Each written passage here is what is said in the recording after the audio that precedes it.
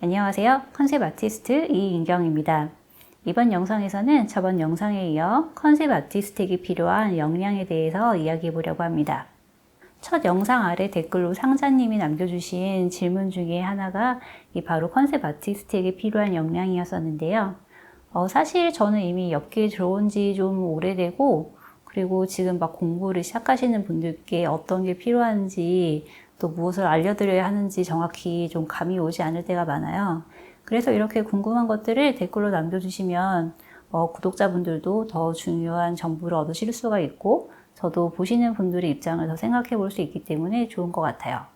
그래서 아무리 사소한 질문이라도 좋으니까 댓글란에 남겨주시면은 제가 꼭 반영해서 영상에서 설명을 드리도록 하겠습니다. 일단 컨셉 아티스트에게 필요한 능력 또는 역량에 대해서 알고 싶으시면은 각 회사에 나와 있는 구인란의 잡 디스크립션을 보시면은 가장 확실하실 것 같아요. 회사에서 어떤 능력을 요구하는지는 사실 조금씩 다르긴 한데 그래도 한 80% 정도는 비슷하다고 보시면 돼요. 저는 이번에 오프닝에 있는 블리자드사의 디아블로4 컨셉 아티스트 잡 디스크립션을 한번 살펴보았습니다. 자, 아래로 쭉 내려다 보시면은 여기 이제 자세하게 나와 있는데, 여기 보시면 첫 번째로는 그림 실력, 그러니까 인체 구조에 대한 이해, 컬러 이론, 밸류, 이체, 형태 등 디자인에 대한 지식을 요구를 하고 있습니다. 밸류는 혹시 들어보시는 분도 있을 수 있는데, 그 세계에서 휴를 제외한 밝기의 값을 밸류라고 하거든요. 이거는 그림에서 되게 중요한 역할을 하기 때문에 다른 곳에서 더 자세하게 공부를 하시는 것을 추천드려요. 두 번째로는 인바 디자인에 필요한 구도와 빛, 스테이징, 건축에 대한 지식입니다. 스테이징은 공간 안에 물건을 배치해서 꾸미는 것을 말하고 있는데, 저번 영상에서 말씀드린 것처럼 게임 플레이에 적합한 공간 배치에 대한 이해가 있어야 게임을 위한 인바 컨셉을 만들 수가 있죠. 이게 제가 보기에는 학생 작품과 그리고 프로의 작품을 봤을 때 느껴지는 가장 큰 차이인 것 같아요. 그리고 세 번째로는 이 프로젝트, 여기서는 이제 디아블로가 되겠죠. 그 프로젝트의 고유한 그 아트 스타일에 대한 이해와 그리고 그거를 더 낮게 발전시키고자 하는 그런 열정을 말하고 있고요. 그리고 포토샵, 페인터 같은 이제 툴 기본적으로 묻고 있고, 그리고 스스로 본인이 만든 컨셉 아트가 있는 포트폴리오 당연하게 묻고 있고요. 그 다음에는 아트 디렉터랑 같이 일하면서 레벨과 에셋을 디자인한 경험을 묻고 있는데, 이거는 피드백을 받아서 작업을 수정하고 완성할 수 있는지를 보기 위해서 넣은 문장이에요. 그러니까 만약에 내가 실무 경험이 없다고 해도 외주나 아니면 학교 프로젝트에서 누군가랑 같이 이렇게 작업을 했다고 하면 그런 경험도 적용이 될 것 같습니다. 그리고 크거나 작은 그룹에서 같이 일할 수 있는 능력, 네, 여기서는 게임 개발자로서의 역할이 아티스트로서의 역할보다 우선시 될 것. 되게 의미심장하네요. 그리고 게임에 대한 열정 들어가 있고, 그 다음에 주도적으로 일할 수 있는가, 그리고 커뮤니케이션을 잘 할 수 있는지, 그리고 팀 플레이어로서 잘 역할을 수행할 수 있는지, 또 게임 개발팀에서 일한 능력을 물어보고 있습니다. 자, 여기서 요구되는 이 역량들의 항목을 분석을 해보면은 가장 기본이 되는 건 역시 그림 실력입니다. 제가 저번 영상에서 컨셉 아티스트는 그렇게 높은 퀄리티의 이미지를 요구를 받지는 않는다고 말씀을 드렸는데요. 이게 업무에서 많이 그리지 않는다고 해서 포트폴리오에서 없어도 되는 건 아닙니다. 꼭 한 3개에서 4개 정도는 그 높은 퀄리티의 이미지를 보여주셔야 되고요. 내가 이렇게 그림에 대한 기본 실력이 있고 또 필요할 때는 이 정도 퀄리티의 그림을 뽑을 수 있는 아티스트다 라고 보여주시는 것은 또 굉장히 중요합니다. 두 번째는 툴에 대한 이해입니다. 이 디아블로 팀에서는 그렇게 많이 강조되진 않았지만 최근에는 포토샵 같은 2D 툴뿐만 아니라 3D 소프트웨어에 대해서도 거의 기본 사항으로 요구를 하고 있어요. 어느 정도 3D 소프트웨어를 쓰실 수 있어야 컨셉을 제작하실 때도 쓰실 수 있고, 그리고 후반 작업에 대한 이해도 할 수 있기 때문에 기본적인 모델링, 그리고 언랩, 그리고 텍스처링까지 전반적인 플로우를 알고 계셔야 됩니다. 최근에는 언리얼 같은 엔진까지도 쓰고 있는 컨셉 아티스트가 늘고 있는 추세예요. 세 번째로 상당히 많은 항목이 팀 커뮤니케이션에 대한 항목인데요. 그만큼 피드백을 받고 커뮤니케이션을 하는 것이 컨셉 아티스트의 업무에 있어서 중요한 부분이기 때문입니다. 정말 아무리 강조해도 지나치지 않고 나중에 이력서 쓰는 법 영상에서도 다시 한번 말씀을 드리겠지만 회사 인터뷰를 보실 때나 아니면 이력서, 커버 레터를 쓰실 때 이 부분에 대해서는 한 10번 정도 거듭 강조를 해주시는 게 좋습니다. 나는 피드백을 잘 받아들이는 사람이고 I'm open to feedback 이거 굉장히 강조하셔야 되고, 그리고 피드백을 받아서 작업을 발전시키는 걸 좋아하고, 그리고 팀에서 좋은 평가를 받은 팀 플레이어이다 라고 구구절절 강조 또 강조를 이렇게 하셔야 되는 게 바로 커뮤니케이션에 대한 부분, 그리고 팀 플레이어에 대한 부분입니다. 왜 이렇게 잡 디스크립션에 이런 부분이 많이 하면은 사실 많은 아티스트들이 이 부분에 취약하기 때문인 것 같아요. 예, 많은 게임 개발자분들이 이제 컨셉 아티스트들에 대해서 빅헤드, 그러니까 자기만 옳고 자기가 최고라고 생각하는 그런 사람들이 많다고 생각을 하시더라고요. 그래서 컨셉 아티스트를 인터뷰를 할 때 특히나 더 이 부분을 강조해서 꼼꼼하게 보시는 것 같아요. 이렇게 커뮤니케이션 능력과 또 인성이 크게 강조되는 이유가 업무 특성상 여러 사람이랑 피드백을 주고받게 되기 때문인데요. 저 같은 경우도 캐릭터 아티스트, 인바 아티스트, 그 다음에 애니메이터, VFX 아티스트, 그리고 스토리 라이터들, 디자이너들, 거의 팀의 모든 사람들이랑 다 연락을 하고 피드백을 주고받고 그러고 있어요. 그렇기 때문에 만약에 제가 정말 남의 말을 듣지 않고 독선적인 사람이라면은 일의 진행에 크게 방해가 되고, 그리고 팀 분위기도 흐리게 되겠죠. 그렇기 때문에 이제 전체 그 작업 퀄리티에 부정적인 영향을 줄 수밖에 없습니다. 그래서 업계에서 제가 만난 경력이 오래되신 컨셉 아티스트 분들은 대부분 딱 봐도 되게 사람이 좋아 보이고 좀 성격도 동글동글하고 주위 사람들도 다 챙기고 막 항상 이렇게 왓싸움 막 이러면서 되게 밝은 성격에, 그리고 같은 말도 기분 나쁘지 않게 정말 잘 하시는 그런 기술이 뛰어나신 분들이 많았던 것 같아요. 네, 여기까지 들으시고 지금 좀 걱정이 되시는 분들이 있으실 거예요. 나는 너무 내향적인 사람이고 낯도 가리고 그러는데 어떡하지? 막 이런 분들이 분명 있을 거라고 생각하는 게, 사실 저도 그런 사람이기 때문입니다. 저도 남들이랑 섞여서 말하는 거 너무 무서워하고 낯도 많이 가리고 이런 사람인데, 그래도 저도 여기에서 일을 하고 있잖아요. 네, 걱정하실 필요 전혀 없고, 또 내향적인 사람들은 그 사람들 나름대로 소통할 수 있는 방법이 있어요.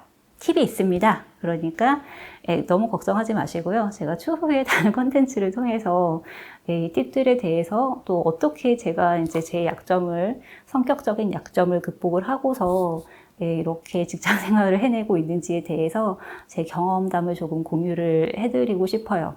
네, 내향인들 화이팅입니다. 이렇게 잡 디스크립션에서 이제 말하는 대표적인 역량들 외에도 제가 생각하고 있는 게 이제 한 3가지 정도 또 있어요. 첫 번째로는 다양한 방면으로 지식을 쌓으시라는 겁니다. 이거는 사실 저뿐만이 아니라 제가 요즘 유튜브에서 되게 많은 아티스트 분들의 인터뷰를 막 보고 있어요. 좀 리서치를 하기 위해서 보고 있는데, 그분들이 이제 취업하시는 학생들이나 업계에 있는 이제 아티스트들에게 조언을 많이 하시는데 그 중에 상당한 부분이 이거더라고요. 공부를 많이 하고 책을 많이 읽어라. 저도 같은 말씀을 드리고 싶은 게, 다큐멘터리나 책을 통해서 이제 무기, 또 복식, 그리고 동식물, 우주과학 이런 등등의 지식을 가지고 계시면은 디자인을 하실 때 정말 큰 도움 받을 수 있어요. 이런 지식이 있는 사람이 하는 디자인이랑 없는 사람이 하는 디자인은 이제 너무 큰 차이가 납니다. 인터넷으로 검색하면 되지 않나요? 라고 하지만 지식이 없으면은 키워드를 모르기 때문에 검색 자체를 하실 수가 없어요. 그렇기 때문에 진짜 깊게는 아니더라도 얇고 넓게 다방면으로 지식을 좀 가지고 계시는 게 절대적으로 유리하죠. 그래서 평소에 이제 내가 좀 관심이 있고 알고 싶다 하는 분야에 대해서는 시간을 내서 인터넷보다는 조금 더 깊이 있게 책이나 다른 자료들을 보시면서 공부를 하시는 것을 강력하게 추천을 드립니다. 식스모어 보드카라는 컨셉 회사가 있는데 그 회사의 설립자이자 그리고 굉장히 훌륭한 컨셉 아티스트이신 마르코라는 분이 계세요. 근데 그 분이 진행하셨던 디제너시스라는 그런 프로젝트가 있는데 그 약간 중세적인 어떤 느낌이랑 사이파이를 섞인 그런 컨셉의 프로젝트였는데 캐릭터 디자인이 정말 유니크한 거예요. 막 우리가 좀 알고 있는 친숙한 그런 디자인 요소들과 너무나도 새로운 디자인 요소들을 정말 생각하지 못한 방식으로 막 이렇게 조화를 해서 만든 너무너무 기발하고 아름다운 디자인들이어서 제가 이분을 우연히 만날 기회가 있었는데 워크숍 이런 데서 만났는데 그때 질문을 드렸어요. 어떻게 하면은 이렇게 정말 독창적이고 훌륭한 디자인을 할 수 있냐? 어디서 이제 영감을 얻으시냐? 근데 이제 대부분 그런 대가들은 다 기본적인 대답을 하시죠. 이분도 똑같이 그냥 많은 자료를 찾아보고 공부를 해라. 뭐 이렇게 답변을 주셨어요. 그분 말씀으로는 이제 자기 팀에 있는 모든 사람들이 굉장히 하드코어한 중세물의 이제 너드 팬들이고, 그리고 자기들은 정말 거의 안 본 중세 다큐멘터리가 없다. 다들 너무너무 좋아한다. 그래서 거기서 이제 영감을 받아서 이렇게 디자인들을 하신다고 하시더라고요. 근데 이러다 보면은 이제 여러 또 컨셉 아티스트를 만나게 되는데 그분들은 다 너무 대단하세요. 예를 들면 경력이 좀 많으신 그 배경 인바 컨셉 아티스트들 같은 경우에는 제가 정말 요만큼 잘라서 쓴 텍스처만 보고서도 이게 어느 지역의 무슨 사막, 무슨 건물인지 다 알아맞추시는 거예요. 그냥 이건 여기는 어디냐 뭐 이러면서 그냥 거의 뭐 살아있는 백과사전 같아요. 그리고 뭐 무슨 뭐 무기의 모든 이름을 알고 뭐 비행기 이름 알고 뭐 이런 거는 진짜 다 기본이고, 그리고 포토 메모리를 또 가지고 계신 분들이 많아요. 그래서 무슨 영화에 대한 얘기를 하면은 그냥 뭐 저 같은 경우는 뭐 줄거리나 뭐 가끔 인상 깊었던 장면 뭐 아니면은 뭐 배우들의 연기 뭐 이 정도로만 기억을 하는데 그 부분들은 어떤 한 장면의 구도, 뭐 카메라 앵글, 그다음에 라이팅이 어떻게 어우러져서 그 부분에 그 무드를 만들었는가 뭐 이런 거를 다 기억을 하시고 그 부분에 대해서 막 분석을 하세요. 이제 그만큼 뭐 하나를 봐도 허투루 보지 않고 굉장히 집중을 해서 보고 있다는 거겠죠. 또 제가 같이 일했던 분은 사이파이를 되게 좋아하셨고, 또 스타워즈, 스타트랙 이런 사이파이 물도 굉장히 좋아하셨는데, 제가 그냥 지나가는 말로, 나 어제 뭐 TV에서 스타트랙 뭐 무슨 에피소드 봤는데 무슨 내용이었다, 이렇게 말하니까, 그냥 바로, 이거는 무슨 시즌에 무슨 에피소드야, 라고 바로 말씀을 하시더라고요. 되게 무서웠어요. 그리고 또 사이파이 좋아하시는, 인터넷에서 이렇게 온라인 스토킹하고 계신 어떤 분께서는 이제 더 심도 깊은 디자인을 위해서 관련된 어떤 학과, 칼리지 같은 데 가셔가지고 또 막 과정도 수료하시고 그러시던데, 뭐 그 정도까지 하드코어하게 할 필요는 없겠지만, 그래도 일반 수준의 뭐 교양 서적을 읽는다던가, 그런 거는 확실히 도움이 되는 것 같아요. 네, 이런 업계에 정말 굉장한 분들을 만날 때마다 저도 되게 자극을 많이 받고, 진짜 공부를 많이 해야 되겠다. 나도 좀 자료 많이 찾아봐야 되겠다. 이렇게 생각이 들고, 또 이제 조금씩 노력을 하고 있습니다. 또 이렇게 공부를 또 계속 할 수 있게 만들어주는 환경이 이 컨셉 아티스트라는 직업의 장점 중에 하나인 것 같아요.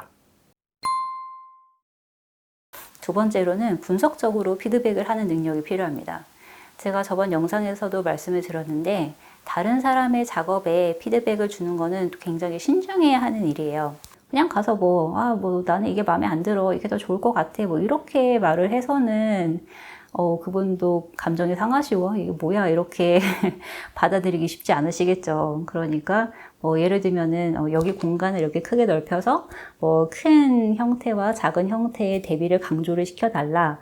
이렇게 정확히 근거를 제시를 해드려야지 그분도 이해를 하기가 훨씬 쉽고, 그리고 또 받아들여서 이제 작업을 수정하실 때도 기분이 나쁘시지 않으시겠죠. 이런 분석적인 피드백은 훈련과 연습이 많이 필요하기 때문에 이런 기회를 되도록이면 많이 찾아다니시는 것을 추천을 합니다. 친구들이랑 스터디 그룹을 하는 것도 좋은 방법이고, 또 가끔 학교에서 수업을 할 때 이제 과제를 벽에다 다 붙여놓고 이제 그 반 안에서 크리틱을 하는 방식을 많이 쓰는데 그때 되도록 이제 나서서 발언을 많이 해서 분석과 소통 두 가지를 다 연습을 하시는 게 좋습니다. 세 번째는 시사 문제에 대해서 관심을 가지시는 것을 추천합니다. 최근에 미국 전역에서 벌어지고 있는 그 블랙 라이브스 매터를 포함한 인종차별 문제, 그리고 그 전부터 지속되어 온 페미니즘 운동, 이런 것들이 그 컨텐츠를 제작하는 회사에서 되게 민감하게 받아들이고 있는 이슈예요. 그래서 이런 이슈들에 대해서 발빠르게 회사 내부의 문제점들을 분석을 하고 그리고 고쳐 나가고 있는 중입니다. 회사 내부적으로 세미나도 활발하게 진행하면서 직원들 교육도 실시하고 있는데 저도 블랙 라이브스 매터 문제 처음 미국에서 크게 터졌을 때 사실은 이제 처음에는 좀 무서웠어요. 근데 이제 회사에서 하루 종일 직원들 대상으로 세미나를 실시를 했어요. 그래서 이 흑인 저항 운동의 배경은 무엇이고 이분들이 정말 현실에서 어떤 어려움들을 직면하고 계시는지 이런 것들을 이제 생생하게 들을 수 있는 기회가 주어져서 그때 굉장히 저도 인식이 많이 바뀌게 됐고, 그리고 이게 제가 만드는 컨텐츠에서 어떻게 반영이 돼야 될지 지금 고민 중에 있습니다. 이상이 제가 준비한 영상의 내용이었는데요. 더 궁금하신 점이 있거나 그리고 제안하고 싶으신 내용의 영상이 있으시다면 댓글란에 남겨주시고요. 영상이 도움이 되셨다면 좋아요, 구독 버튼, 그리고 알림 설정 버튼까지 눌러주세요. 감사합니다.